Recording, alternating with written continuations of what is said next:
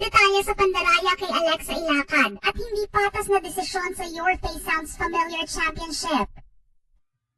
Nangyari na nga ang pinakaabangang pagtatapos at championship ng TV reality competition show na Your Face Sounds Familiar ng ABS-CBN noong April 12, 2026. Itinanghal ng grand winner ang duwa ni JM De La Serna at Mariel Montellano at nakapag-uwi ng 1 million pesos.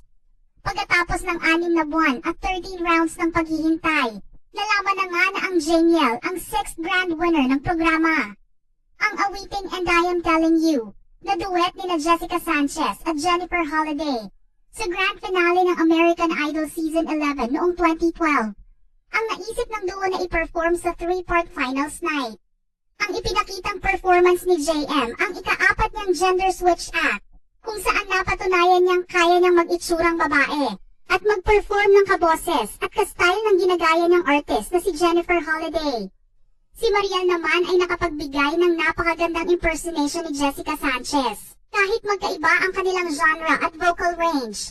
Dahil dito nakakuha sila ng standing ovation mula sa jury na sina Ogie Alcacid, Gary Valenciano, Eric Santos at Carla Estrada.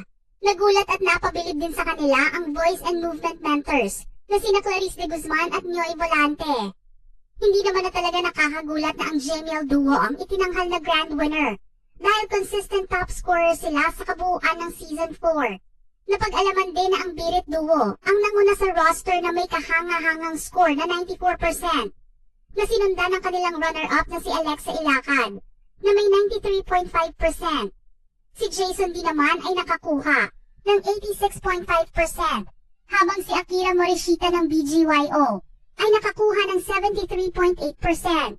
Nakatanggap naman ang The Breakout Crooner na si Jarlo Base ng 65.8%. Si Rufa May Quinto ay nakakuha ng score na 61.7%, habang si Diamante ay nakakuha naman ng 49.2%. Iyon nga lang usap-usapan ngayon na may naganap di umanong dayaan sa nasabing Grand Champions Night ng Your Face Sounds Familiar. Sinasabi kasing ang itinanghal na runner-up na si Alexa Ilacad ang siyang dapat nanalo at nakakuha ng grand winner title.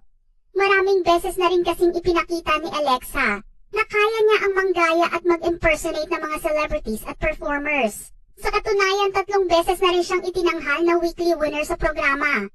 Una niya nakuha ang panalo sa round 4, kung saan in-impersonate niya ang American singer na si Britney Spears.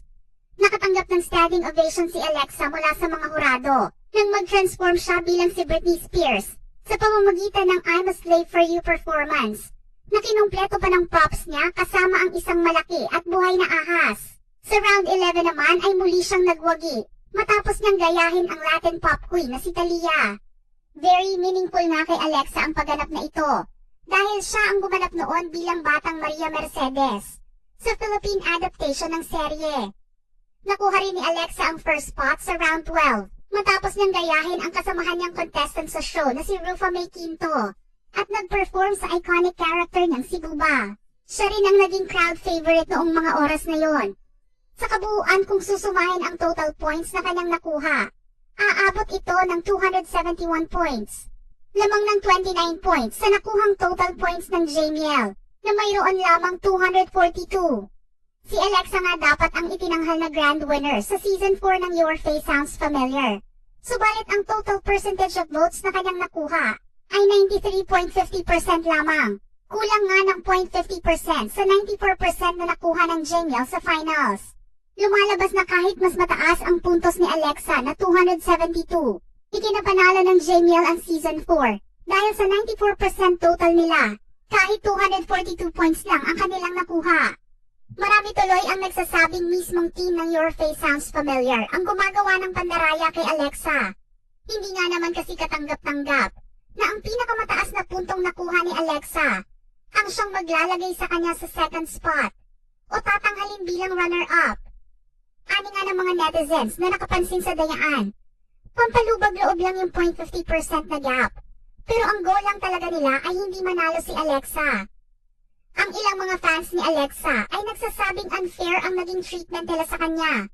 Dahil alam naman ng mga manonood kung sino ang deserving na manalo. Ang iba naman ay nagsabi rin na masyadong hinahype ng ABS-CBN ang duo ng Jamiel at pinapasikat matapos nilang manalo sa TNT Duets noon. Sobrang halata na raw na ayaw ng YFSF team kay Alexa, kaya hindi siyang ipinanalo nila. Ipinunto rin ng iba na si Alexa ang nagpa-trending sa show, nang gayahin niya sina Chapel Roan at Olivia Rodrigo. At wag din daw kalimutan ang performance niya bilang si Rufa May Quinto. Gayunpaman, malaki ang naitulong ng Your Face Sounds Familiar sa kanyang personal na buhay at karera.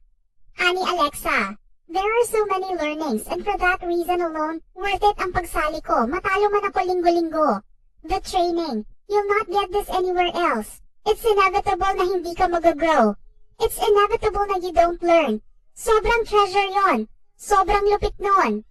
Mga ka-showbiz peeps, ano naman ang inyong reaksyon sa ating istorya ngayon?